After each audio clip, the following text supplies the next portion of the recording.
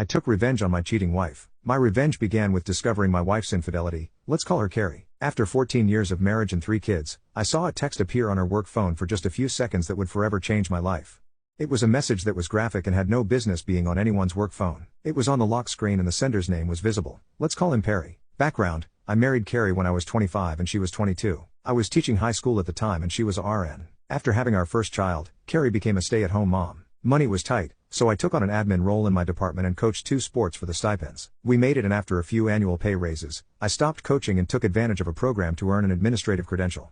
Once I made the jump to administration, our last child was ready for preschool and Carrie decided she wanted to go back to work. Nursing jobs are always available, but they're not always the best positions. Carrie pretty much had to start back at the bottom, working alongside nurses that were a lot younger than she was and could work back-to-back double shifts that took a toll on Carrie. When she asked her supervisor about other positions, she was told that without a BSN, she wasn't going to move up. At the time, Carrie had only the 2-year ADN. I told her that between preschool, after-school rec, and my retired mother, who was always willing to pick up the kids from school and watch them, I'd support her getting her BSN. It took her 3 years, but eventually she had her BSN and was promoted to a better position at the hospital. Things were good for a while. We had plenty of money, so finally moved into our own McMansion, bought new cars, etc. I'd moved from school admin to the district admin, so I had more time to spend with Carrie and the kids. She was working a more predictable schedule, and even with my often long hours at work, this change allowed us to finally take vacations to all the places we'd put on a list during our honeymoon. She kept that list in our wedding album. At some point years later, I noticed she's carrying 2 phones with her. When I asked her about it, she said that it was a phone provided by the hospital. I didn't question her explanation because my district had also given me the option of a phone or a phone stipend, which I took instead. Again, months went by and I thought we were a happy, perfect family. I charged my phone in our den while she charged her phone in our guest bedroom that doubled as a computer room so we could keep tabs on the kids while they surfed the web. I was updating software on the computer when I saw a light around her work phone. She had a habit of always turning her phones face down when charging them. Out of curiosity, I reached over to the phone and flipped it over. A message had popped up on the lock screen asking her when she'd like to be orally pleased again, but in much more graphic language. I also saw that Perry sent it. The world stopped around me. I just froze. My first thoughts were, what the hell was that about? It's her work phone. That kind of message gets people fired. Then it hit me. Was Carrie having an affair? It's amazing how the brain works. I suddenly started remembering a lot of things Carrie had done that seemed odd, but I'd either dismissed them myself or immediately accepted her explanation. She was always walking out of the room to answer a call or return a text and claimed that it would violate HIPAA if I overheard her talking about a patient. I accepted this because education has similar privacy laws regarding students. She would sometimes come home with the faint smell of cologne on her clothes and claimed it was from helping to move male patients. Again, I accepted this at face value, but it always struck me as odd how it seemed to have the same scent of cologne. Once the proverbial barn door was open, I started seeing a lot of things that I'd missed before. Our love life in the bedroom had cooled off considerably, which wasn't helped by her having to leave the house at odd hours to fill in for other nurses that called in sick. I also recalled where I'd seen the name Perry before, and a call to the hospital confirmed he was a doctor there. For the next week or so, I was walking around in daze trying to put all of the pieces together. One of our kids had left a book in Carrie's car, so it was an excuse to visit the hospital. Carrie had told me personal visits were frowned upon. My kid went up to get Carrie's car key. I'd forgotten my key to her car at home. I talked to a nurse in the lobby and joked about how work phones seem like a blessing, but all they do is put you on call 24 hours a day. This led to her eventually telling me that the hospital was too cheap to give cell phones to nurses, so only high-level executives got them, which didn't include Carrie. With pretty much everything confirmed, I took some personal time off the next day to talk to a divorce lawyer. The news she gave me was horrible. We lived in a community property state with no-fault divorce. I made more money than Carrie, she'd been the primary caretaker of the kids, and we'd been married for more than 10 years. Basically, if I filed for divorce, I'd be screwed. Lose the house, pay alimony, she'd get a huge chunk of my retirement, and I'd pay child support for the next decade unless I was lucky enough to be awarded joint custody. The worst thing she told me was that it didn't matter that she cheated. It didn't matter. I was crushed. There was only one person I could trust with this kind of information. She was a fellow teacher that had also made the jump to administration, but was stuck at a school site. Let's call her Anne, and had been married at 19, but her marriage was annulled when he got some other woman pregnant. Since then, she'd focused on her career and we'd found we were kindred spirits in a lot of ways regarding K-12 education. I talked to Anne. She said something to me that changed my whole mindset. If you don't like the hand you're dealt, change the deck. I realized I had 2 problems. I made more money than Carrie and she had more time than me to be the primary caretaker of the kids. The second issue was actually kind of easy. At every district office, there are jobs that are fast tracks to higher positions and there are jobs that administrators suffer through, like mess or KP duty in the military. One of these dead-end regulatory positions was open again. Ambitious administrators leave after a couple of years when a better position opens up.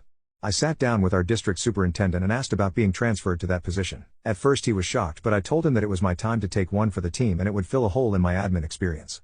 He agreed. It was really just crunching numbers with no personal or student interaction so I could set my schedule, even take a laptop home and work there.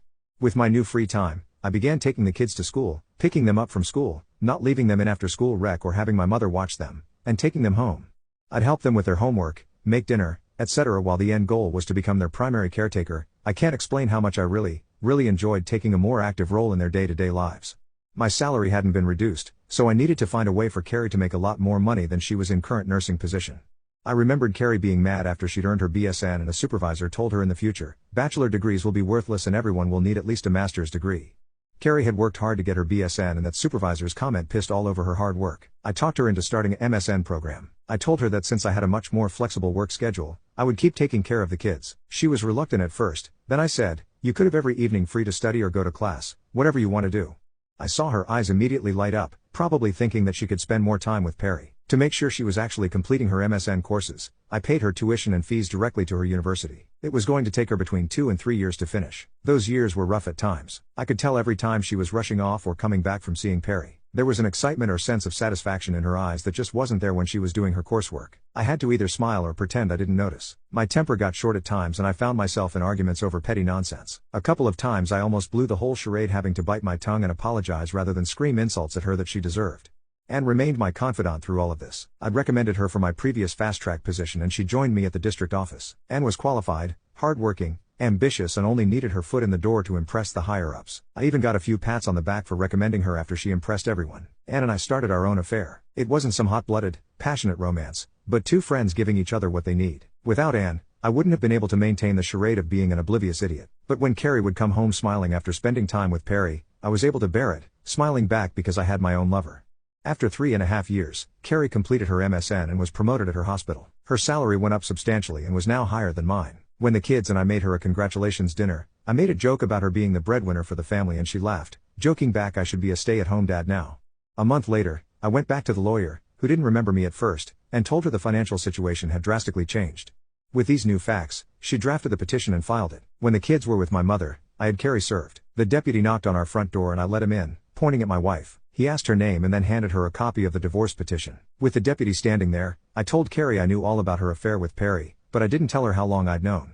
I told her to go be happy with her doctor lover. She screamed at me, tried to lie, and then made the mistake of rushing toward me. The deputy stopped her and warned her that women go to jail for domestic violence, too. Now, he suggested she pack a bag to stay somewhere else. Carrie left after I promised not to tell the kids about her affair. I didn't tell the kids, but I told my mother, who told my sister, who told her kids, who told their cousins, my kids. It took a few days, but eventually the kids knew that dad was divorcing mom because she had a boyfriend. In the end, the court granted the divorce, giving me primary custody of our kids. Because I was already their primary caretaker, I kept the house with the promise I'd refinance to buy out Carrie's half. She was ordered to pay child support, and I used that fact to negotiate with her to give up any rights to my retirement if I bought her out. I was able to refinance my home. It was the era when banks threw money at everyone to buy or refinance a mortgage, and with a little money borrowed from my parents, I bought our Carrie's community property interest in the home and in my retirement.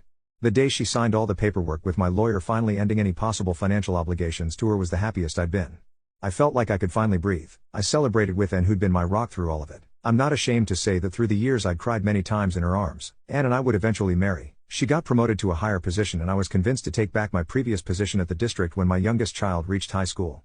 Carrie and I got along well after the divorce. We took the kids to family therapy and worked out this co-parenting thing. For the few months, she took a beating from the kids about why she needed a boyfriend when daddy was there all along. Between the kids and the therapist raking her over the coals, I didn't have to say anything at all. Carrie missed a lot of time with the kids because of her now legitimately busy work schedule, and I actually felt bad that my kids were missing time with their mother, so encouraged them to talk to her on the phone instead. When Carrie found out that I'd proposed to Anne, she congratulated me. I told her it's okay for her to marry Perry, too. She got sad. She told me that Perry had started seeing another woman, a younger nurse at the hospital, because with her new position, she didn't have time for him, and when they did get together, she wasn't fun anymore. My ex-wife, the woman who'd cheated on me and destroyed our marriage, was looking to me for sympathy. I had none to give. What I had was years of anger and frustration. Years of knowing some other man was sleeping with my wife. I'd lost weight from not being able to eat. I'd suffered hypertension and had to confide in my doctor why it wasn't the stress of my job. I had to listen to my dentist complain about how I was grinding and listening to him tell me I'd need dental implants if it kept up. There were times when I had to be intimate with Carrie to keep up the charade, fortunately infrequently, only to lie that I wanted to use a rubber to remind us how we used to have intimacy when we were dating, or because I might have a bladder infection, then go take a test anyway and wait for the results before seeing it again. But in the end, It was all worth it. Sure, Carrie got a big payout when